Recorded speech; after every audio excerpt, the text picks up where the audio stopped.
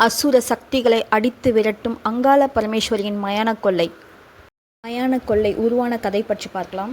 5 தலை உள்ளது என்ற காரணத்தால் பிரம்மன் அகந்தை கொண்டார். எனவே அவரது ஒரு தலையை காலபைரவர் மூலம் கொய்து வரச் சொன்னார் சிவபெருமான். ஆனால் ஒரு தலையை கிள்ளியவுடன் மற்றொரு தலை அங்கே தோன்றியது. சிவனே தலையை கொய்யச் சென்றார். ஆனால் ஒவ்வொன்றாக கிள்ள அது முளைத்து கொண்டே இருந்தது. விஷ்ணுவின் ஆலோசனைப்படி தலையை கிள்ளியவுடன் கீழே போடாமல் வைத்து கொண்டார். ஆனால் நெடுநேரமாகியும் கீழே போடாததால் அந்த பிரம்மனின் கபாலம் கையிலேயே ஒட்டி கொண்டது. சிவபெருமானின் கையில் ஒட்டி கொண்ட அந்த கபாலம் அவர் கையில் ஏற்கும் உணவை எல்லாம் அவரிடம் சேரவிடாமல் தானே உண்டுவிடும். இதனால் சிவபெருமான் கடும் பசியால் வாடினார். பசி தாங்காத ஈசன் சுடுகாடுகளில் அலைந்து திரிந்து அங்குள்ள சாம்பலை பூசிக்கொண்டு பித்தனாக மாறினார். பார்வதி தேவியின் அண்ணனான திருமாலின் அறிவுறுத்தலின்படி சிவனின் இந்த பசிப்பினியை போக்கி அவரை காக்க பார்வதி தேவி எடுத்த அவதாரமே அங்காள பரமேஸ்வரி என அழைக்கப்படுகிறது. அங்காள பரமேஸ்வரி அவதாரம் எடுத்த பார்வதி தேவி மேல்மலையினூர் மயானத்திற்கு சென்றார்.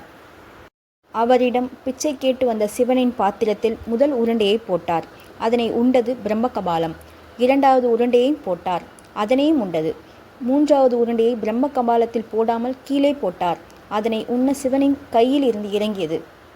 இந்த நொடி அம்மன் தனது விஸ்வரூபத்தை எடுத்து கபாலத்தை தனது காலால் மிதித்து அடித்தார். சிவபெருமான் சாப விமோச்சனம் பெற்ற இந்த நிகழ்வே மயான கொள்ளை என்று கொண்டாடப்படுகிறது. பார்வதி 3ஆம் உணவை இறைத்து பிரம்ம கபாலத்தை பூமிக்குள் அழுத்திய நாள் மாசி அமாவாசை. அந்நாளே மயான கொள்ளையாக கொண்டாடப்படுகிறது.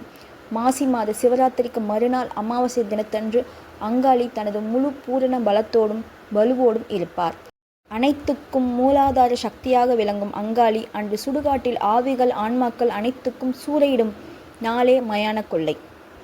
அவ்வாறு சூறையிட்ட அங்காளியை விஷ்ணு பூமிக்குள் தள்ளிவிட்டதாகவும் பின்னர் பூமிக்கு மேல் சுயம்புவாக புற்று உருவாக அங்காளி தோன்றினாள் எனவும் மீண்டும் சிவனின் அங்கத்தில் ஆட்கொண்ட பரமேஸ்வரியை அங்காளம்மன் என அழைத்ததாகவும் வரலாறு கூறுகிறது.